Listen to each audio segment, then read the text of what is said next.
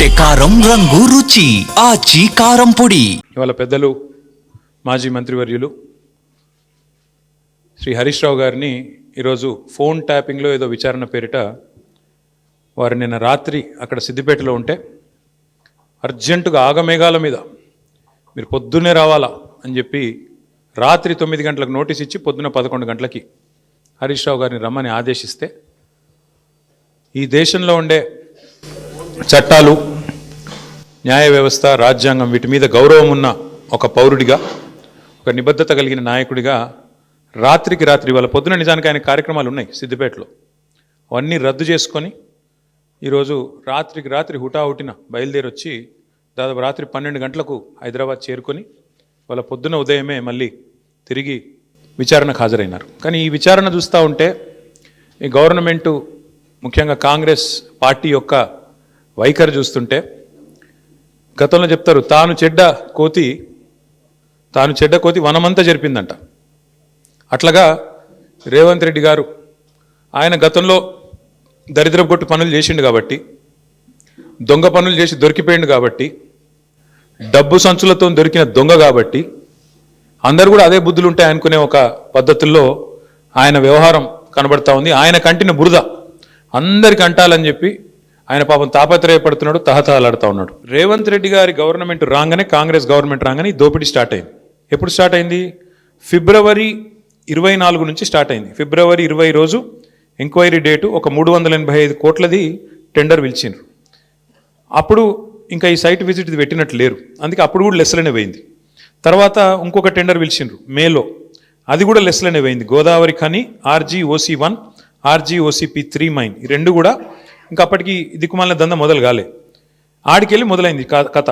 ఎప్పుడు 24కి వెళ్ళి 24 జూన్కి వెళ్ళి మొదలైంది. ఫస్ట్ టెండర్ ఎప్పుడు స్టార్ట్ అయిందంటే విక్రమ్ రెడ్డి అన్నట్టు ఆయన కాంట్రాక్టరు, తర్వాత సృజన్ రెడ్డి, దీక్షిత్ రావు, జి వెంకటేశ్వర్ రెడ్డి, తర్వాత CH సుశాంత్, సుధీర్ హీరాలాల్ ధోలు, వీళ్ళందరూ కలిసి రింగ్ అయ్యి మొత్తానికి ఇప్పటికీ 7 టెండర్లు అన్నీ కూడా ఎక్సెస్ బేసిస్లో ఇదే సైట్ విజిట్ సర్టిఫికేషన్ అనే అడ్డమైన నిబంధన పట్టుకొని, అంటే కాంట్రాక్టర్ సైట్కు రావాలి, వస్తేనే సింగరేణి సర్టిఫికేట్ ఇస్తుంది. తప్పన కాంట్రాక్టర్ నేను బిడ్ వేస్తా అంటే సర్టిఫికేట్ ఇయ్యది.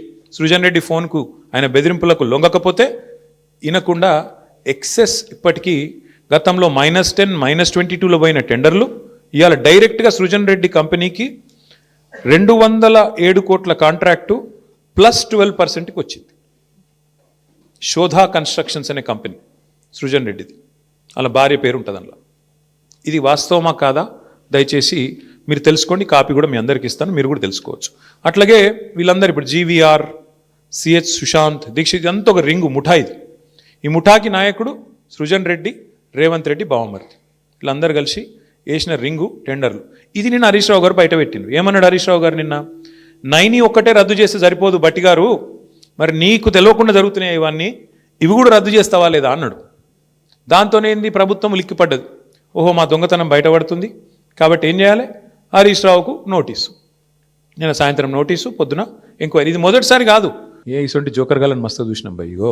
ఇదివరకు కూడా మస్తు మంది మాట్లాడిన, మకల ఒట్టింది పుబ్బల పోతుంది అన్నారు, అసలు పార్టీ తుపేలు అన్నారు, ఇదన్నారు అదన్నారు. వాళ్ళందరి పక్కలో బల్లెం బీఆర్ఎస్. ముట్టుకోమని ఎక్కడైనా ఒకటి ముట్టుకొని చూడమని చూద్దాం మేము కూడా. ఎందుకంటే వాళ్ళు మర్చిపోతున్నారు 10 ఏళ్ళు మేము కూడా అట్లాంటి పాలిటిక్సే చేస్తే కాంగ్రెస్ నామరూపాలు లేకుండా పోయేది.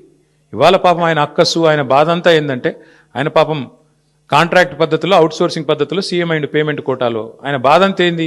సొంత ఐడెంటిటీ లేదు, ఇంకా ఎవరు గుర్తుపడతలేరు, ఇంకా కూడా గుర్తుపడతలేరు పాపం. గుర్తుపట్టకపోతే యాక్టర్లను జైలు వేస్తాడు, యాక్టర్లు పోయి బతిమలాడుకోకపోతే జీవోలు ఇయ్యాడు. ఆయన ఐడెంటిటీ క్రైసిస్లో ఉన్నాడు.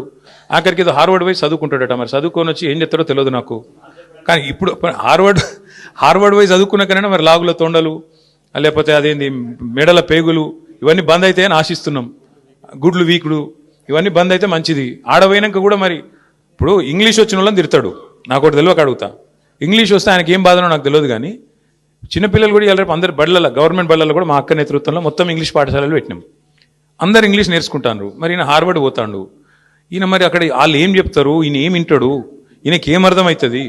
అర్థమైనాక మళ్ళీ బయటికి ఏం సర్టిఫికేట్ ఇస్తారు, ఏం మాట్లాడతాడు? మళ్ళీ వచ్చి మా భయం మాకుంది. అక్కడ మళ్ళీ ఇంగ్లీష్ అనగానే నన్ను వాళ్ళని తిడతాడేమో, అరే మీరు బాత్రూమ్ కడుక్కుంటూ తిడతాడేమో. ఇంకా అమెరికాలో ఎవరి బాత్రూమ్ వాడు కడుక్కుంటాడు. మరి ఆడ ప్రొఫెసర్ అయినా కూడా వాన్ బాత్రూమ్ వాడు కడుక్కోవాలి.